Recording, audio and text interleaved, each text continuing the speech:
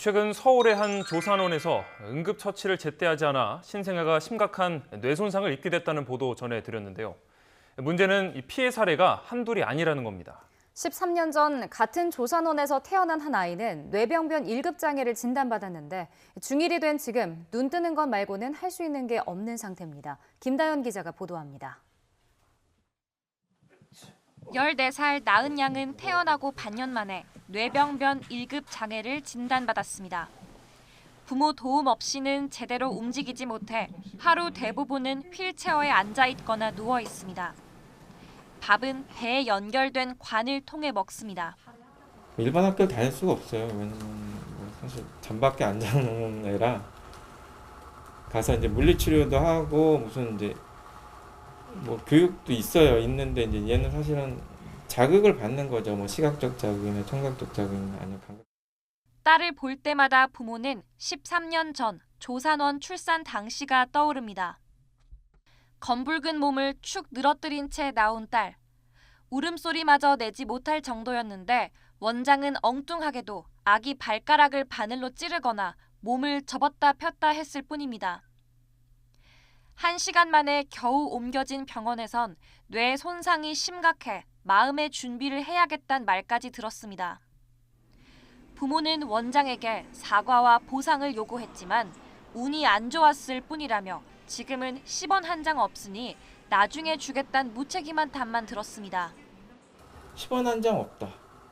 다음에 오면은 뭐 얼마씩 줄게. 이런 식인 거예요. 너무 어이가 없잖아요. 이후 부모는 법정 다툼을 시작했고 원장에게는 무면허 의료행위와 업무상 과실이 인정돼 벌금 700만 원형이 내려졌습니다. 사건 발생 5년 만에 내려진 법원의 판결.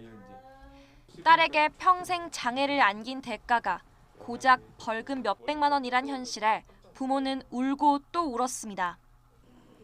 지금은 인터넷에서 커뮤니티를 운영하며 비슷한 피해 사례를 수집해 관련 내용을 공개하고 있습니다. 벌금형으로 끝나버리니까 너무 허무한 거예요.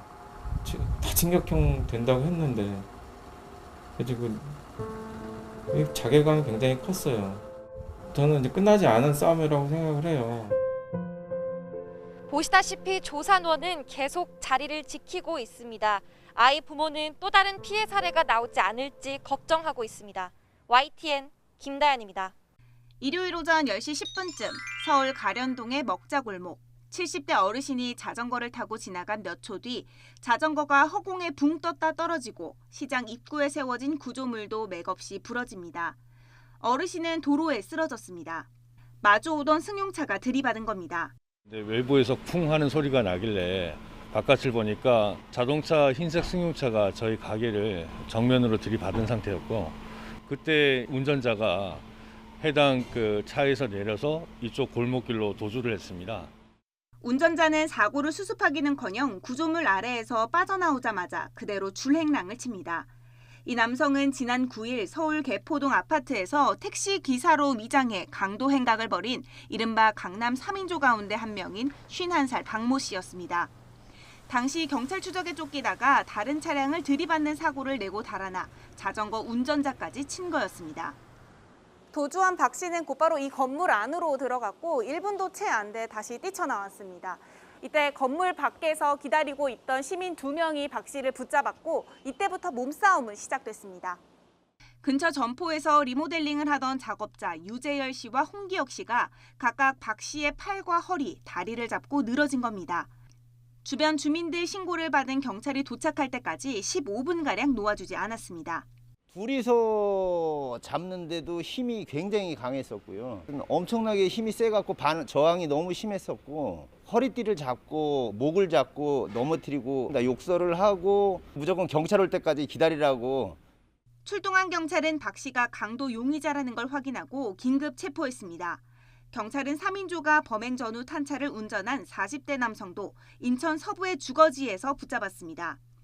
경찰 조사에서 박 씨는 묵묵부답으로 일관하고 있고 차량을 제공한 혐의를 받는 공범은 혐의를 전면 부인하는 것으로 알려졌습니다. 경찰은 붙잡은 2명에 대해 구속영장을 신청할 방침입니다. 또 CCTV 등을 분석해 나머지 일당 2명을 뒤쫓고 있습니다. 컴퓨터에 있는 문서와 이미지 파일의 형식이 갑자기 바뀝니다. 이렇게 바뀐 파일을 아무리 클릭해도 열리지 않고 특정 메일 주소로 연락하라는 메시지만 뜹니다. 파일을 못 쓰게 만든 뒤 복구해주는 대가로 돈을 요구하는 이른바 랜섬웨어, 악성 프로그램에 감염된 겁니다. 저희 PC를 볼 수 있어요, 직접. 얘가 뭘 하고 있는지. 랜섬웨어를 유포한 이들은 다름 아닌 컴퓨터 수리업체 소속 기사들. 50명 넘는 기사가 속한 유명 컴퓨터 수리업체의 본사입니다. 업체 소속 기사 9명은 데이터 복구나 수리를 위해 인터넷으로 이 업체를 찾은 손님들을 범행 대상으로 삼았습니다. 지난해 12월부터 넉 달 동안 출장 수리를 나간 업체들을 상대로 원격 침입 악성 코드를 설치했습니다. 이후 랜섬웨어에 감염시킨 뒤 해커의 소행이라고 속여 4개 업체에서 3천여만 원을 뜯어냈습니다. 또 실제로 랜섬웨어 공격을 당해 복구를 의뢰한 업체 21곳에 대해선 추가 감염시켜 더 많은 수리비를 받는 수법 등으로 3억 3천만 원을 챙기기도 했습니다. 수리기사 업체까지도 제가 찾아가 봤었는데 사무실에 못 들어오게 해요, 저를. 해커하고 주고받은 이메일을 제가 직접 눈으로 보고 싶은데 사무실에 못 들어오게 하니까 볼 수도 없고. 수리기사들은 전국에 지사를 둔 유명 업체 소속이었기에 별다른 의심을 사지 않았습니다. 경찰분이 말씀해 주시기 전까지는 절대 수리해 줬던 업체가 유포를 했을 거라고 절대 생각을 못 했습니다. 배신감이 좀 많이 큽니다. 업체 측은 이번 사건에 대해 별다른 해명을 내놓지 않았습니다. 피해 관련해서 다른 지점에서 나가시라니까 이런 일 나가시라고요. 없도록 하겠다. 나가시라고요. 멘트라도 경찰서에서 알아서 조사하겠죠. 잘못한 일 있으면. 네. 경찰은 랜섬웨어를 제작하고 유포한 혐의로 컴퓨터 수리기사 5명을 붙잡아 이 가운데 2명을 구속했습니다.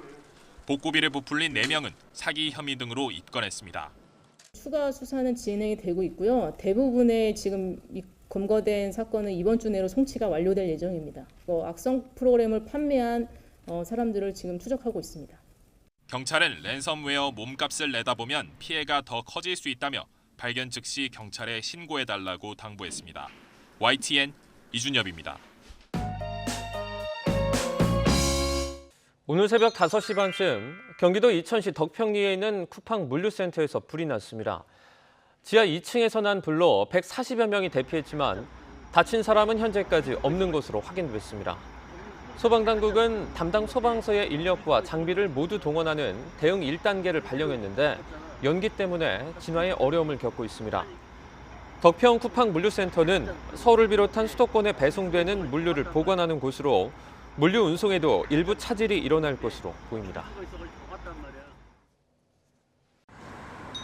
유난히 비가 잦은 요즘 이번 주에만 벌써 2-3차례의 비가 내렸습니다. 밤사이 전국에 또다시 비가 확대하겠지만 장마 전선이 아닌 기압골에 의한 비구름이 원인입니다. 이어 주말과 휴일, 다음 주까지 장맛비 없이 대체로 맑은 날씨가 예상됩니다. 보통 여름 장마가 제주 6월 19일, 남부 23일, 중부 25일 시작됐던 점을 감안할 때 올여름 장마는 늦어지는 셈입니다. 기상청은 주기적으로 찬 공기가 내려오면서 저기압이 자주 발달하고 있지만 장마 전선은 일본 먼 남해상에서 이달 말까지 북상하기 힘들 것으로 전망했습니다. 정체 전선으로 분석할 수 있는 강수 영역대가 북상하지 못하는 형태를 예측하고 있습니다. 평년보다 올해 장마는 제주도를 기준으로 늦게 시작할 것으로 분석이 되고요. 정체 전선이 지금처럼 북상하지 못하는 상태에서는 장마로 선언되기가 매우 어려운 상태입니다. 기상청은 올여름 장마가 예년보다 늦은 6월 말에서 7월 초 사이 시작될 것으로 전망했습니다. 특히 7월 장마 시작 가능성도 무척 큽니다. 7월 지각 장마는 2000년 이후 지금까지 단 2차례로 지난 2014년 7월 2일 중부와 남부지방에서 동시에 장마가 시작됐고 2017년엔 7월 1일 중부 장마가 시작됐습니다. 올여름 2000년 이후 세 번째 7월 장마 기록이 세워질 수도 있습니다. 기상청은 또 올여름엔 마른 장마보다는 찬 공기가 남하하면서 국지적으로 강한 비가 집중되고 많은 비가 쏟아질 가능성이 더 크다며 호우에 대한 철저한 사전 대비를 당부했습니다.